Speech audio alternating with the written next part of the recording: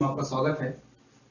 और जैसा आपको पता है कि हम लोग जो पिछला क्लास हमारा था यहाँ से इकोनॉमी स्टार्ट किए थे और इस इकोनॉमी में हम लोगों ने इसका बेसिक देखा था कि इकोनॉमी क्या है और इकोनॉमी में आपकी जो हमारी अर्थव्यवस्था है, अर्थव्यवस्था में अर्थ के संदर्भ में मैंने कुछ बातें किया था आपको। उसके बाद हम लोगों ने ये देखा था कि जो अर्थव्यवस्था में कितने प्रकार की अर्थव्यवस्थाएं संचालित हो रही दुनिया भर में, तो वहां पर हम लोगों ने 3 प्रकार की अर्थव्यवस्थाओं को देख लिया था। आज छोटा सा क्लास होगा और ये क्लास आपका टोटल अगर हम बात करें तो जैसा टू द पॉइंट कुछ वर्ड होते हैं जो कि हमारे पेपर या तो हमें समझने के लिए बहुत जरूरी होता है, जैसा कि बार बार हम इसको आगे यूज करेंगे, इसलिए मैंने आपको इसी क्लास में ही मैंने सोचा कि एक छोटा सा क्लास रखें और उस क्लास में उस चीज को डिफाइन कर पाए कि आखिर में वो शब्द क्या है और वो शब्द में हमें अंतर समझ में आना चाहिए कि आखिर इनमें अंतर क्या होता है। जैसे आप एक शब्द सुने होंगे धन, तो यहां से अगर हम बात करें तो देखिए, अगर धन धन का मतलब क्या है, यहां से पहले धन को समझेंगे और उसके बाद की बात करें तो पूंजी, कैपिटल। और धन और पूंजी, इन दोनों में अंतर क्या होता है, आमतौर पर हम इसको समझने की यहाँ पे कोशिश करने वाले हैं। मतलब ये हमारा मनी और ये हमारा कैपिटल, मतलब पूंजी। जैसा कई बार स्टूडेंट को ये कंफ्यूजन हो जाता है कि हम पूंजी को ही या तो धन को ही पूंजी बोलते हैं, समझ रहे आप लोग। इसलिए मैंने आपको पहले ये बताने के यहाँ पे प्रयास करूंगा कि एक्चुअल में मनी किसे कहेंगे और कैपिटल किसे कहेंगे, और यहाँ से कैपिटल फॉर्मेशन क्या होता है जो कि आगे देखेंगे। मतलब धन क्या है, पूंजी क्या है, एक ऐसे शब्द आ जाते हैं। फिर दूसरा अगर आप बात करें तो यहां से जैसे कहीं निर्माण, विनिर्माण, निवेश, विनिवेश, तो ये इस टॉपिक पे आज हम बात करने वाले हैं, इस पे हमारी चर्चा करने वाले हैं। तो थोड़ा आप इसको ध्यान से समझिएगा। तो जैसा आप धन को समझें, धन का मतलब क्या होता है, धन किसे कहते हैं। तो धन में जैसे अगर आप जानते हैं कि जैसे मान लीजिए कि अभी शादी विवाह का माहौल है और शादी विवाह के माहौल में जैसा हम लोग सोना लेते हैं। सोना क्यों लेते हैं, क्या सोना धन है, क्या सोना पूंजी है, इसको पहले हम समझने की कोशिश करें। मतलब अगर एक्चुअल में धन को डिफाइन करना हो तो धन का मतलब यह होता है कि अगर ऐसा पैसा या ऐसा वित्त जिसका यूज केवल हम अपने उपभोग के रूप में करते हो, उसको बोलते हैं धन।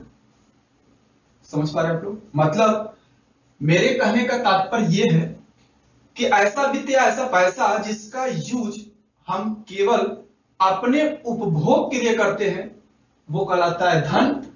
और पूंजी का तात्पर्य यह है कि ऐसा वित्त या पैसा जिसका उपभोग हम पैसा कमाने के लिए करते हैं, वो कहलाता है पूंजी। जैसे मान लीजिए एग्जांपल देते हैं आपको, एग्जाम्पल के तौर से आप इस चीज को समझिएगा कि धन और पूंजी में अंतर क्या है। जैसे मान लीजिए आपने बैंक में पैसा रखा है, आमतौर पर आप जानते होंगे आपसे जो भी बनता है या फिर आपके घर वाले से जो भी बनता है, वो आप क्या करते हैं, उसको धन को या तो अपने कुछ पैसे को आप बैंक में रखते हैं। लेकिन एक चीज आप समझिएगा कि वो जो पैसा आपने रखा है, खुद से प्रश्न करिएगा कि जो पैसा आपने उस बैंक में रखा है वो क्या है, क्या वो धन है, क्या वो पूंजी है। मेरे कहने का तात्पर्य यह है कि जो भी आपका पैसा आपके अकाउंट में बैंक के पास है, वह पैसा धन है या पूंजी है, इस चीज को समझिएगा। तो मैं आपको बता दूं, आप उस पैसे का जो यूज करते, जैसे आपने पैसा रखा तो बैंक आपको क्या देगा, ब्याज देगा, इंटरेस्ट देगा, तो वो क्या हो गया, पूंजी। अभी मैंने बताया कि जो केवल जिसका उपभोग करने का केवल कार्य, लेकिन आप उससे पैसा कमा रहे हैं। आप इस तात्पर्य से बैंक में पैसा रखें या इस उद्देश्य से आपने बैंक में पैसा रखा है कि उससे हमारा उसमें क्या हो, बढ़ोतरी हो, तो वो कहलाएगा क्या, पूंजी। वो क्या कहलाएगा, पूंजी। समझ गए आप लोग? मतलब यहां से मैंने आपको एग्जांपल ये दिया कि अगर कोई व्यक्ति अपना पैसा किसी बैंक में रखता है और वह बैंक उसको इंटरेस्ट देता है, तो वो पैसे से पैसा कमा रहा है, तो वो क्या कहलाता है? पूंजी। लेकिन अगर किसी वस्तु का केवल आप उपभोग करें तो वो कहलाता है धन। जैसे मान लो शादी विवाह में, अगर एक चीज समझिए आप लोग, शादी विवाह में सब लोग कपड़े भी लेते हैं। शादी विवाह में मान लो तुमने एक जूता ले लिया 5,000 रुपए, मैंने आपको 5,000 क्या 10,000 रुपए दिया, मैंने बोला कि भाई जाओ आप एक रेड शिप का जूता ले लो। आपने रेड शिप का जूता लिया है, खरीद कर लाया, शादी के लिए लाया, और अगर आपने उसे लाया, या तुम्हारा कोई भी शूज हो सकता है, एडिडास का हो सकता है, नाइक का हो सकता है, अगर किसी भी कंपनी का आपने शूज ले लिया, अब ये बताइए अगर आपने वह पैसा उस शूज के लिए लिया या उस जूते के लिए लिया, तो ये बताओ कि वो क्या है? ये दूसरा एग्जांपल मैं आपको बता रहा हूं, वो क्या होगा? देखो, अगर तुम उसी शूज को लाओगे तो उसका आप क्या करोगे? उपभोग करोगे। जब उसका आप उपभोग कर रहे हो तो वो क्या है? धन है। वो क्या है? धन है। लेकिन अगर उसी शूज को आप किराए पे दो, किसी से शादी विवाह में मान लो ऐसे लिख भी दो कि हमसे जूते लेने के लिए किराए पर संपर्क करें, समझे? तो वो क्या होने, वो वहां पे क्या हो जाएगा? फिर पूंजी। तो आप उस जूते से क्या करने लगोगे? ठीक, पैसे कमाने लगोगे। तो वो कहलाता है क्या? पूंजी। यहां तक आपको समझ में आ गया? मैंने दो एग्जांपल आपको दिए, लो तीसरा भी एग्जांपल मैं आपको समझा ही देता हूं उसमें, क्योंकि ये थोड़ा सा डिफिकल्ट समझ में आता है। कुछ शब्द होते हैं जो पेपर में आ जाते हैं और हमको समझ में कम आता है। अब मान लो, जैसे मान लो तुमने कोई कार लिया, अब वो कार लिया तो कार किस लिए लिया? अपने उपभोग के लिए लिया, वो हो गया धन। कार लिया अपने उपभोग के लिए, अपने दैनिक कार्यों के लिए, अपनी सुविधा के लिए आपने कार ले लिया है, तो वो हो गया क्या? धन। लेकिन अगर उसी कार को आप भाड़े पर देने लगे, उसी कार को आपने क्या करना स्टार्ट कर दिया? भाड़े पर देना स्टार्ट कर दिया, तो वो क्या कहलाने लगेगा बंधु? पूंजी कहलाएगा। क्यों? क्योंकि आप उसका उपयोग पैसा कमाने में कर रहे हो, तो वो क्या कहलाएगा? पूंजी। लेकिन अगर आप केवल उसका उपभोग कर रहे हो तो वो क्या कहलाएगा? केवल अगर आप अपना उपभोग करते हो तो क्या कहलाता है? धन कहलाता है। जैसे मान लो आपने कोई मकान बनवाया और उस आप मकान में रहते हैं, वो क्या है? धन है। वो क्या है? धन। लेकिन अगर उसी मकान को आप किराए पर दे दो तो वो क्या कहलाएगा? पूंजी। वो क्या कहलाएगा? पूंजी। तो मैंने आपको धन और पूंजी में क्या बताया? अंतर। मतलब धन वह पैसा या वित्त जिसका हम केवल उपभोग करते हैं वो कहलाता है धन, और वह वित्त या पैसा जिसका हम क्या करते हैं, उसको निवेश के माध्यम से, अर्थात कहा जाए तो पैसे से फिर हम उससे क्या करते हैं? पैसा कमाना स्टार्ट करते हैं, तो वो कहलाता है पूंजी। तो धन और पूंजी में आपको अंतर क्लियर हो गया? तो यहां पर मेरा एक ही उद्देश्य था कि आपको धन और पूंजी पहले अच्छे से क्या हो, समझ में आए। चलो, तो उम्मीद करते हैं कि आपको ये धन और पूंजी क्लियर हो गया होगा। चलिए नेक्स्ट अगर देखें तो नेक्स्ट की बात करें तो निर्माण मतलब कंस्ट्रक्शन, उसके साथ विनिर्माण मतलब रिकंस्ट्रक्शन। चलिए इसको समझ लेते हैं। कंस्ट्रक्शन क्या है और इसमें रिकंस्ट्रक्शन क्या है? मतलब कंस्ट्रक्शन किसे कहते हैं, इसमें रिकंस्ट्रक्शन किसे कहते हैं?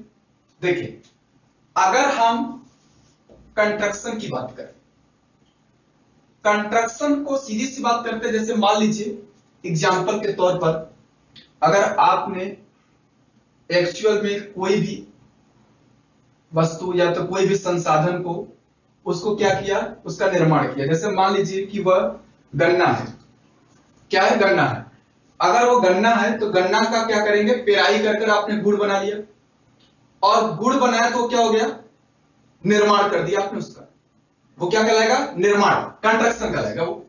लेकिन अगर उसी को, उसी के रस से आपने उसमें क्या किया, उसमें कंस्ट्रक्शन करते, निर्माण कर उसको और ज्यादा उपयोगी बनाया, तो और अत्यधिक उसको और किसी रूप में आपने चेंज किया, जैसे मान लो उससे आपने शराब बना लिया या तो मिठाइयां बना लिया, तो मिठाइयों से कुछ अन्य चीजें बना लिया, तो वो कहलाता है बंधु क्या? रिकंस्ट्रक्शन। मतलब विनिर्माण।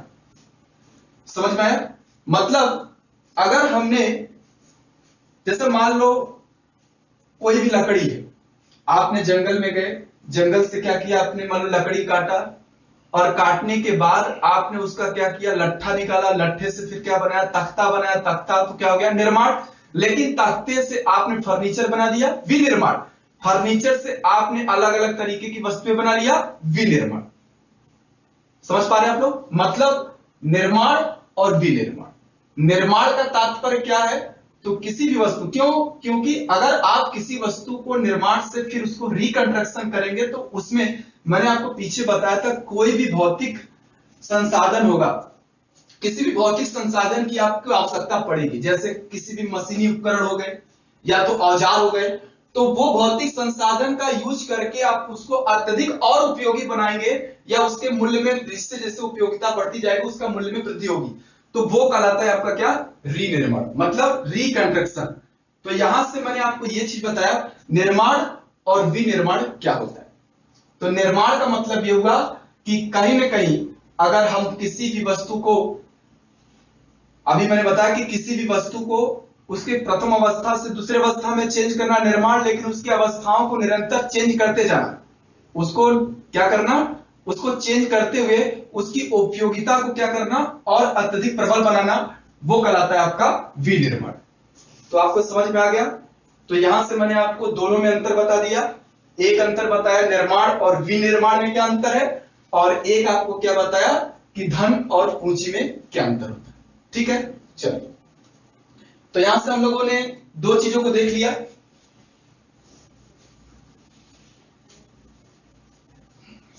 चलिए अगला देखते हैं। अगला इसमें यह है निवेश, मतलब इन्वेस्टमेंट, और दूसरा क्या है, विनिवेश, मतलब डिसइन्वेस्टमेंट। कहने का मतलब यह है निवेश और विनिवेश में क्या अंतर है।